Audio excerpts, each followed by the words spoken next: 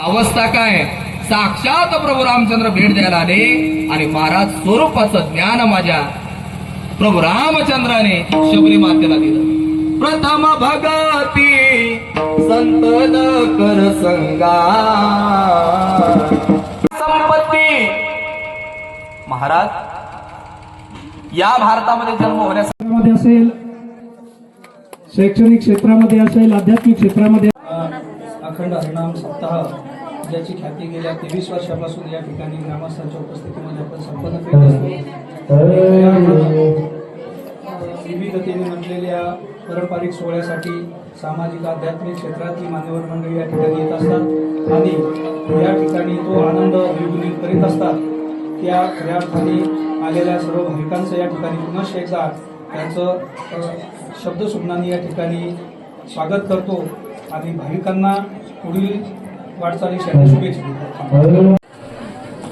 या कार्यक्रमामध्ये उपस्थित असलेले आपल्याच परिसरातील ज्यांचं या ठिकाणी आपणा सर्वांच्या समोर कीर्तनाचं ज्ञानरूपी या ठिकाणी झालेलं आहे ते आमचे प्रेमानंद महाराज, ज्यांचा या ठिकाणी सत्कार करण्यात आलेला आहे. आपल्या सिंदखेडराजा देऊळगर्जा परिसरातील DYSP कदम मॅडम, आपल्या किनगाव राजाचे सहाय्यक पोलीस निरीक्षक मातोंडकर साहेब, प्रवीण भाऊ असेल, GS सर असतील, आमचे साबळे सर असतील आणि आपण सर्वच ज्यांनी हा सत्कार केलेला आहे ते आमचे वसंतराव भाऊ, बबनराव भाऊ आणि आपण सर्वच.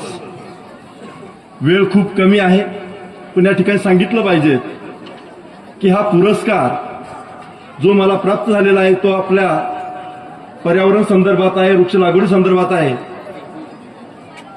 शासनाचा म्हणजे विद्यापीठामध्ये जवळपास 5 जिल्ह्यामधून अर्ज केलेले असतात आणि त्या अर्ज केल्यानंतर एक समिती तयार होत असते आणि ती समिती त्या परिसरामध्ये येऊन पाहणी करत असते की ज्या व्यक्तीनं एखाद्या पुरस्कारासाठी अर्ज केलेला आहे त्या अर्जासाठी त्यानं त्या पूर्ण केल्या किंवा नाही याची ती शहानिशा करत असते. परंतु आपल्याला अजून सांगितलं पाहिजे की या उन्हामध्ये हा पुरस्कार मी स्वीकारत आहे.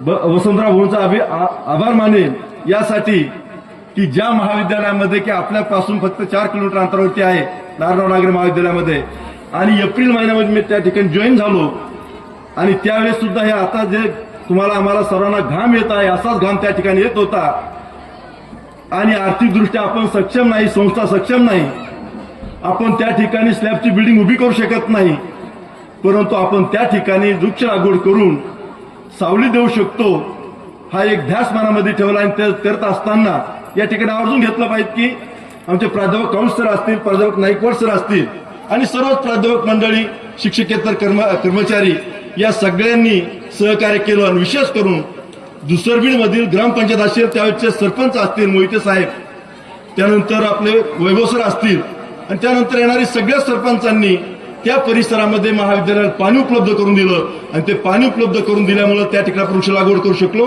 आणि ती वृक्ष लागवड केल्यामुळं मला वाटतं त्या ठिकाणी ते हिरवा रान झालेलं आहे आणि ते हिरवं रान झाल्यामुळं शासनानं मला पुरस्कार दिलेला आहे.